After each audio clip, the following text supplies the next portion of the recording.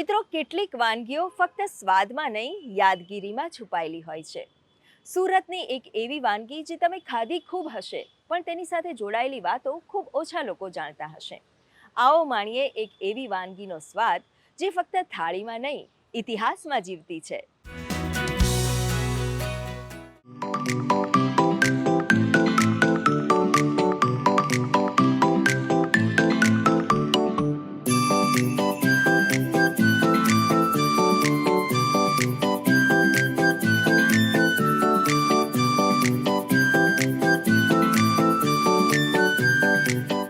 વાદળો ઘેરાય અને ઠંડા પવન સાથે મેઘરાજા મન મૂકીને વરસે એટલે ગરમા ગરમ ભજીયા અને ચાની ચુસ્કી યાદ આવે.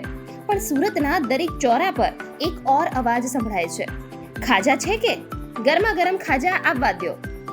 આપણે 1869 થી સ્ટાર્ટ કરેલું ફાધરના ફાધરે અત્યારે આપણે 156 વર્ષ સેલિબ્રેશન કરી રહ્યા છે ને સાથે સાથે આપણે ઓલ ટાઈપ સ્વીટ નમકીનનું બી મેન્યુફેક્ચરિંગ કરી રહ્યા છે.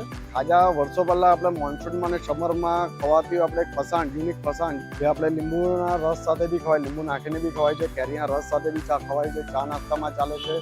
હમણાં નવી જનરેશન જે છે તે આપણે દહીં ચાટ એટલે સરપ્રાઈઝ ચાટ નામ આપેલ છે.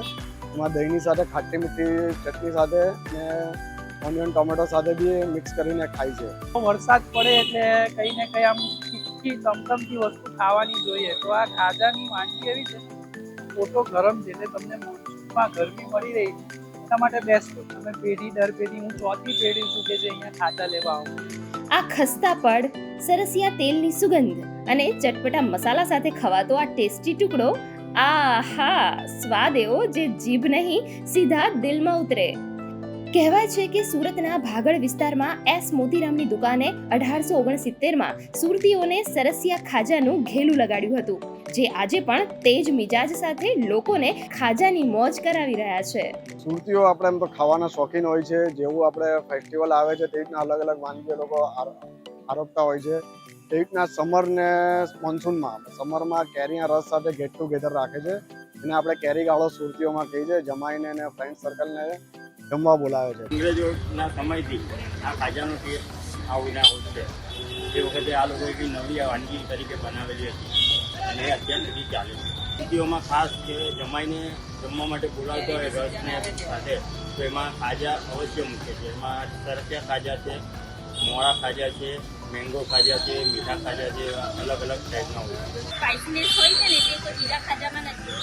એટલે જે લોકોને સ્પાઇસીનેસ જોઈએ છે, સોફ્ટનેસ જોઈએ છે, એ લોકો ડેલી કસ્ટમર છે. અમારો બોન્ડ થયો છે ત્યારથી જ અમે એનો ટેસ્ટ કર્યો છે. દરેક શહેરની એક ઓળખ હોય છે. સુરતના ખાજા એ શહેરની એવી ઓળખ બની ગયા છે કે હવે ટૂંક સમયમાં વિદેશોમાં પણ સુરતી ખાજાનો સ્વાદ માણવા ફ્રેન્ચાઇઝી શરૂ થઈ રહી છે.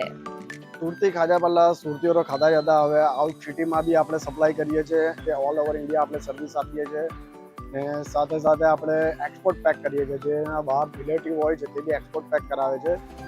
જ્યારે 3 પેઢી એક સાથે બેસીને ખાજા ખાય છે ત્યારે ફક્ત મીઠાઈના પડ નહીં પણ જૂની યાદોના પડ પણ ખુલવા લાગે છે.